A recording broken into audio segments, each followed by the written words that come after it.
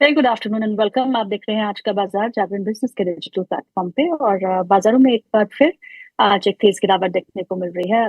पिछले हफ्ता अगर देखें तो ज्यादा गिरावट के साथ हमने मामूली गिरावट रही होगी निफ्टी में, लेकिन एक कंसोलिडेशन देखा, अप्स एंड डाउन्स देखे। लेकिन आज जो ओपनिंग हुई है मंडे की वो भयंकर है। भयंकर in the sense the gap down opening because of the global cues, because of the war going on. एक दूसरे को जो थ्रेट दे रहे हैं उसका भी इम्पैक्ट देखने को मिल रहा है। और आप क्रूड ऑयल हालांकि अपने लेवल्स 115 से नीचे आ चुके हैं, 106 107 के आसपास, फिर भी एलिवेटेड लेवल्स पे है।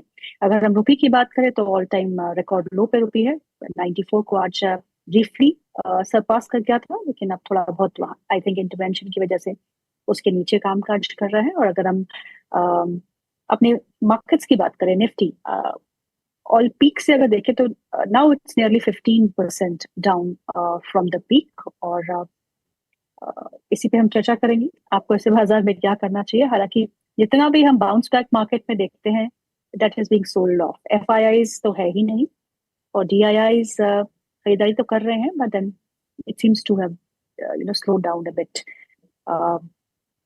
आपको ऐसे बाजार में क्या करना है और क्या रणनीति होनी चाहिए, क्या खरीदारी आपको बरकरार रखनी चाहिए या और खरीदना चाहिए, इस सब पे हम बात करेंगे। हमारे साथ दो खास मेहमान जुड़ चुके हैं, mister Gaurang Shah, head investment strategist at जेजेट financial services, and mister Rohit Srivastava, is founder strike money analytics and India charts dot com. आप दोनों का बहुत बहुत स्वागत है कार्यक्रम में। मेरा first question is for Gaurang Shah. Gaurang sir, हम टाइम करेक्शन भी देख चुके हैं, 18 महीने से हमारे बाजारों का यही हाल है। हम प्राइस करेक्शन भी देख चुके हैं, 15% नीचे निफ्टी है। अब कौन सा करेक्शन और बाकी बचा है? ट्रम्प करेक्शन, अभी ट्रम्प करेक्शन आना बाकी है। ये तो शुरुआत टैको है। Taco trades. Taco trades, taco correction. तो बहुत बहुत धन्यवाद गीतू, इस मंच पर आमंत्रित करने के लिए। आपके दर्शकों को और आप सभी को सादर प्रणाम और शुभ दिन।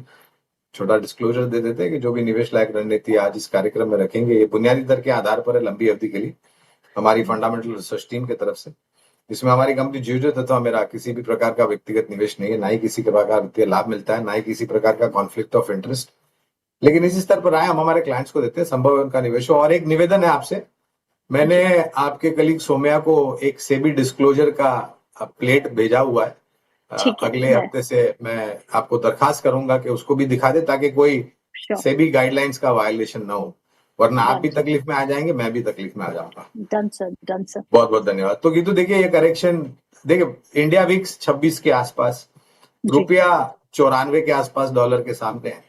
मैं कुछ आंकड़े देख रहा था सुबह, हमारे मित्र विदेशी संस्थागत निवेशकों ने ऐतिहासिक स्तर पर बिकवाली करके फिर से अपने देश घर वापसी हो गई है उनकी।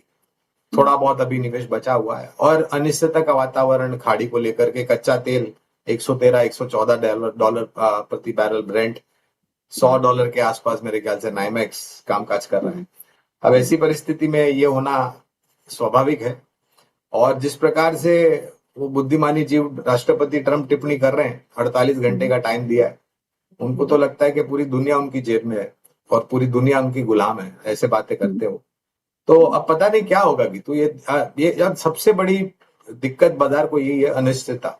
Uncertainty is something that market doesn't like, and this is a big big big uncertainty. और द प्रॉब्लम इज, हर दिन वो जो परिस्थिति है वो एस्केलेशन ऊपर की तरफ जा रहा है, नीचे आने का तो नाम ही नहीं ले रहा। तो ऐसी परिस्थिति में मेरे ख्याल से बाजार शायद थोड़ा और परेशान कर सकता है। समय सीमा स्तर मैं तो सक्षम नहीं हूं, क्योंकि मेरे पास वो ज्ञान है नहीं, लेकिन थोड़ा बहुत लंबा चलेगा। और अगर वास्तविकता में 48 घंटे में अमेरिका ने जो इंफ्रास्ट्रक्चर फैसिलिटीज है एनर्जी की ईरान में, वहां पर कुछ कर दिया, और ईरान ने जवाबी कार्रवाई में और कुछ ज्यादा कर दिया, और स्ट्रेट ऑफ हॉर्मुज को पूर्ण तरीके से बंद कर दिया, तो फिर काफी सारी दिक्कतें हमारे हाथ में है, जिसका सामना हमें छोटी से मध्यम अवधि के लिए करना पड़ेगा। Rohit, thank you so much for joining in today. बाजार में आपको क्या लगता है, now it's Nifty is open for 21,000 levels? तो जैसे जैसे बाजार गिरता जाता है, नीचे के आंकड़े देना और मुश्किल हो जाते हैं। जब आप ऊपर होते हो, कुछ इंडिकेशंस आप दे सकते हो कि हाँ, इधर से यहाँ तक नीचे जाएगा। अब हम ऐसे स्थिति पे हैं जहाँ पे बहुत ही न्यूज बेस्ड मूवमेंट हो रही है। हर दिन गैप अप या गैप डाउन है, और अगर मैं बेसिक टेक्निकल इंडिकेटर्स या रीडिंग्स के हिसाब से जाऊंगा तो वो मुझे बताएंगे कि कहीं ना कहीं बाजार ओवरसोल्ड होने लगा है। हम्म, तो इस लेवल पे ये बोलना कि अभी यहां से भी बेच लो और 2000 पॉइंट गिर जाएगा, I think very very difficult call, क्योंकि ये पूरा निर्भर है न्यूज़ फ्लो पे। आज का न्यूज़ फ्लो ये है कि रात तक वापस गोलीबारी शुरू हो सकती है, कल सुबह उठ के आपको पता चलेगा कि दोनों हाथ मिला रहे हैं। तो ऐसे एनवायरनमेंट में आप कैसे कोई डिसीजन ले सकते हो? So I think the best part, the easy part of the crash, जो आसान मामला था बोलना कि बाजार गिरेगा, वो तो पूरा हो चुका। अब यहाँ से मुश्किल हो गया है। गिर रहा है, आप अगर शॉर्ट हो आप ट्रेल कर रहे हो, बट नया बोलना कि यहाँ से और इतना हो जाएगा, I think is a very very difficult call.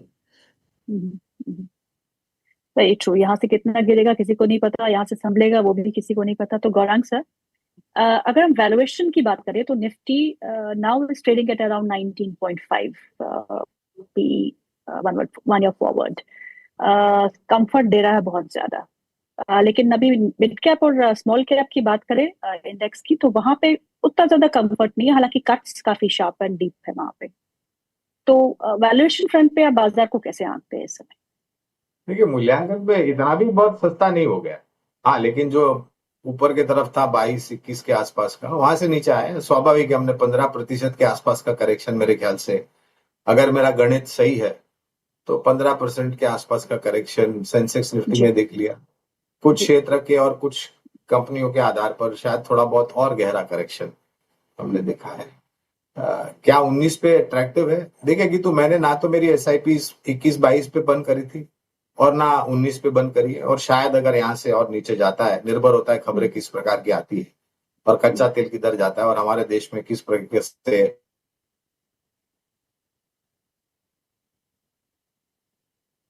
और सर आपकी आवाज मुझ तक नहीं आ रही है, कहीं म्यूट बटन तो नहीं दब गया?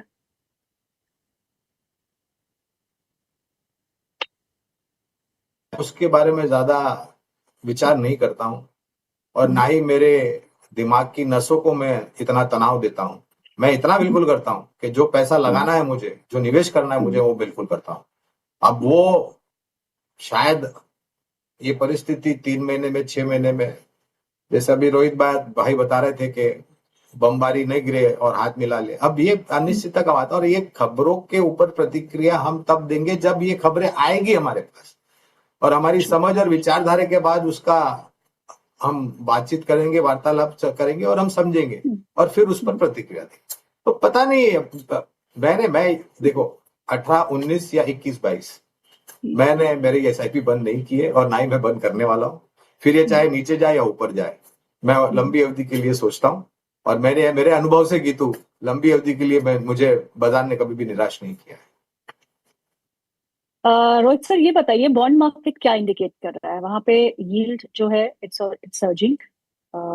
हमने गोल्ड को भी देखा नीचे आते हुए, silver is also down, dollar index around hopping around 100। वहां पे भी कुछ ऐसा नहीं है, but yes currency is down. Bond market से क्या इंडिकेशन मिल रही है आपको, beat US and beat India?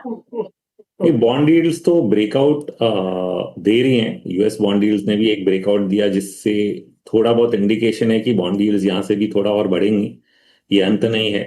US का जो 10 ईयर बॉन्ड डील है करीब 4.6% तक जा सकता है। सो 20 बेसिस पॉइंट्स और ऊपर यहाँ से जगह है। That can be a near term risk. Dollar index दूसरी चीज है जिसको देख के पूरा ये व्यू बनाया था कि डॉलर इंडेक्स ऊपर आएगा। इसका एक अल्टीमेट ब्रेकआउट पॉइंट करीब 100 के आसपास है। वो होगा कि नहीं उस पर हम लोग नजर रख रहे हैं। मेरे कंसर्न्स प्योरली शॉर्ट टर्म है।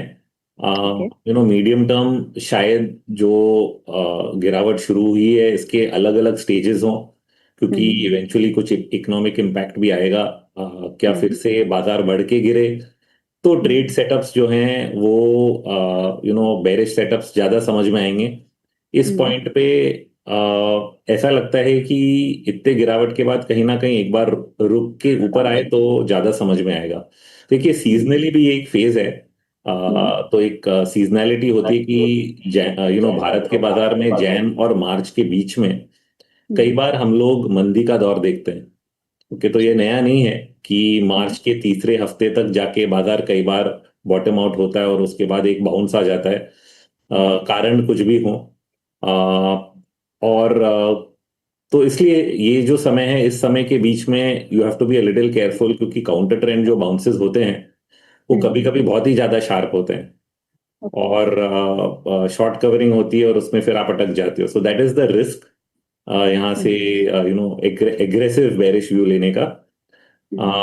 लास्टली आप एक पी रेशियो की बात कर रहे हैं, तो मैं कहता हूं कि एक साल पहले जब ट्रेड डील की बात, ट्रेड के जो टैरिफ्स लगे थे, we bottomed at around 19.6%, 19.6 P ratio. 20 का फ्राइडे को था, आज शायद उसी रेंज में आ गया है। तो अभी सवाल यही उठता है कि ये जो रेंज है करीब 18 to 19 टाइम्स, आई थिंक पिछले 3-4 सालों में मल्टीपल टाइम्स ये लेवल होल्ड करके वापस बाजार ऊपर आया है।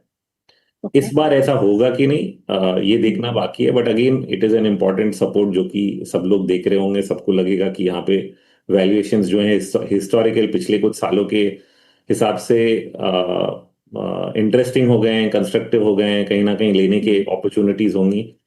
और कुछ सेक्टर्स हैं जो आउट परफॉर्म कर रहे हैं, तो वहां पे भी नजर लोग रख सकते हैं। गौरंग सर, इसका इम्पैक्ट हम स्पाइरल इम्पैक्ट हम डिफरेंट सेक्टर्स पे भी देख रहे हैं, क्योंकि ऑयल से ज्यादा तो गैस की किल्लत हमें मार रही है, क्योंकि उसका कट हुआ है फैक्ट्रीज को, यूनिट्स को, उसका एक इम्पैक्ट देखने को मिल रहा है। आज भी मैं एक आर्टिकल पढ़ रही थी कि जहाँ पे गुजरात से बहुत सारे वर्कर्स जो है अपने विलेजेस को वापस जा रहे हैं, बिकॉज उनका जो छोटा सिलेंडर है उसको भरने के लिए उनको गैस नहीं मिल रही, खाना नहीं पक रहा। So they all are moving back to their villages. It reminds us of the covid times, जब कोविड शुरू हुआ था, उसके बाद जो मूवमेंट हुई of the labourers from the metros to their villages back. अगर ऐसा कुछ होता है तो इसका कैसे इम्पैक्ट देखते हैं? ये पलायन जो है वो कारण ये है गीतू के गुजरात में मोरबी नाम का एक शहर है और वहां पर बहुत बड़ी मात्रा में यूनिट्स है, फैक्ट्रीज हैं जो कि टाइल्स बनाते हैं, वेट्रीफाइड टाइल्स, सिरामिक टाइल्स वगैरह बनाते हैं। और उनके जो प्लांट है वो और फर्नेसेस हैं वो गैस पे चलते हैं। अब गैस की उपलब्धि है नहीं और सरकार के तरफ से गैस की प्राथमिकता कुछ और है। हॉस्पिटल्स हैं, एजुकेशन इंस्टीट्यूट्स हैं, हम और आप जैसे उपभोक्ता हैं, उनको देने के लिए प्रायोरिटाइज किया है, प्राथमिकता दी है। और नीचे के श्रेणी में रेस्टोरेंट्स और फिर बाकी वगैरह ये फैक्ट्रीज वगैरह आ जाते हैं। और ये जो मजदूर हैं ये अब रोज का उनका लेबर होता है, उनको तनख्वाह रोज मिलती है। अब स्वाभाविक है, अगर काम नहीं होगा तो तनख्वाह कहाँ से मिलेगी, और तनख्वाह नहीं मिलेगी तो घर में चूल्हा कहाँ से जलेगा। और ये अनिश्चितता का वातावरण है। इस करके ये पलायन आप देख रहे हैं गुजरात में से काफी सारे मजदूर, जो मेरे ख्याल से शायद उत्तर प्रदेश, बिहार के और बाकी अन्य राज्य के हैं, वहां पर वो अपने घर वापसी उनकी हो रही है, क्योंकि है नहीं कुछ कमाने के लिए और अनिश्चितता का वातावरण है कि कब कमाने मिलेगा या नहीं मिलेगा, इस कारण है। और ऐसे भी सरकार के तरफ से मेरे ख्याल से काफी कुछ कदम उठाए गए हैं जमाखोरी को लेकर के और ब्लैक मार्केटिंग को लेकर के। अब सिर्फ गुजरात में नहीं, पूरे देश भर में ये परिस्थिति है कुछ। और ज्यादातर तो मैं गीतू, मैं आप बुरा मत मानना, लेकिन मैं पूरा दोष जो है, ज्यादातर दोष जो है वो जो अनौपचारिक महाविश्वविद्यालय हैं, व्हाट्सएप के और गूगल के और वगैरह वगैरह, जहां पर अफवाहें फैला रहे हैं बुद्धिमानी जीव और डरा रहे हैं लोगों को, और इस करके जमाखोरी हो रही है। तो ये पूरे देश का ये वातावरण है। और मेरे ख्याल से सिर्फ एक राज्य नहीं है, जब तक निर्णायक तरीके से एलएनजी की उपलब्धि या फिर some security of the passage के भाई फलाने देश के समुद्री जहाजों को हम जाने देंगे। और आज कुछ पढ़ रहा था, $2 बिलियन टोल टैक्स, पता नहीं ये कितना सत्य असत्य है, मैंने पढ़ा है कहीं कि एक समुद्री जहाज को वहां से आवागमन या फिर गुजरने के लिए स्ट्रेट ऑफ हॉर्मुज से $2 बिलियन। अब इवेंचुअली ये तो कॉस्ट ऊपर जाएगी ना Geetu. Eventually that raw material और that material that you are carrying on that vessel, if you have to pay $2 billion, it's not a small amount, आपकी कॉस्ट ऊपर जाएगी। तो देखते हैं क्या परिस्थिति है। निर्णायक तरीके से कुछ भी कहना बहुत मुश्किल है। जापान ने पे किए हैं $2 billion for their one less shipment. Rohit sir, ये बताइए, आपने कहा कि कुछ ऐसे सेक्टर्स है जो ज्यादा गिरे नहीं है, जहाँ पे उम्मीद है कि बाउंस बैक अगर आता है तो they will be the first one two recover. ऐसे कुछ सेक्टर्स आप सुझाएंगे? तो एक तो हमें शायद साफ साफ आज नजर आ रहा है, आईटी सेक्टर थोड़ा बहुत ऊपर है। Historically I don't like the IT sector, but trade setup ऐसा है कि यहाँ से उम्मीद रखेंगे कि कुछ बाउंस बैक, कुछ रिट्रेसमेंट इसमें देखा जाए। So there is a short term case IT stocks की तरफ, and they are holding out better, तो वो भी अच्छी बात है। दूसरा सेक्टर मैं बताऊंगा, शुगर सेक्टर, जो कि बहुत ही कम लोग देखते हैं। वैल्यूएशन जो है वो जमीन के नीचे है। मतलब अगर कोई वैल्यू इन्वेस्टर है वो इतना तो जान सकता है कि इसमें आप 2 रुपए नहीं खो सकते, कमाएंगे कितना, ये सिर्फ ये पता लगाना है। तो इसके जब हमने चार्ट्स देखे, और मैं ट्रैक करता हूँ शुगर प्राइसेस। जो शुगर प्राइसेस है इन्होंने पिछले कुछ दिनों में ब्रेकआउट दिया, और वही कारण है कि पिछले हफ्ते आपने थोड़ा बहुत हलचल भी देखा शुगर स्टॉक्स में। तो शुगर प्राइसेस ने ब्रेकआउट किया अपने फॉलिंग ट्रेंड से, और 3-4 दिन लगातार ऊपर आ रहे थे। वीकली एवरेजेस भी ब्रेक किए। तो ये देखना है कि अभी वो ट्रेंड कंस्ट्रक्टिवली ऊपर की तरफ आता है क्या, क्योंकि शुगर प्राइसेस 2021-22 से नीचे ही जा रहे थे। और इसमें अगर हम लोग टर्न अराउंड देखते हैं तो इट बिकम्स अ ट्रेंड जो कि साल भर चल सकता है। ये सिर्फ शुगर से रिलेट नहीं होगा। मेरा मानना है कि ये पूरे एग्रो कमोडिटी स्पेस जो है इससे ही रिलेट होगा। एग्रो कमोडिटीज में काफी समय से देख रहा हूँ, इसमें आप अगर अलग अलग ग्लोबल भाव देखेंगे, वीट, सोयाबीन, सोया मील, कॉफी, सबके सब धीरे धीरे एक करके तेज हो रहे हैं। और अभी कारण भी कुछ ना कुछ ये हुआ है कि जो तेल का मामला है, यहाँ पे there is going to be fertilizer shortages जो करंट सोइंग सीजन में। So there is an expectation कि कहीं ना कहीं आपका एग्रीकल्चर प्रोड्यूस शॉर्टफॉल्स दिखाएगा। देखते हैं एक्चुअली होता क्या है, बट इसके कारण जो है आपके एग्रीकल्चरल जो प्राइसेस हैं वो बढ़ रहे हैं। और कोई भी कंपनी जो है वो डायरेक्टली जो इसका लाभ लेती है एग्रो प्राइसेस के बढ़ने से, उस तरह की कंपनियां आप खरीदना चाहोगे, और शुगर एक सेक्टर उसी में आता है।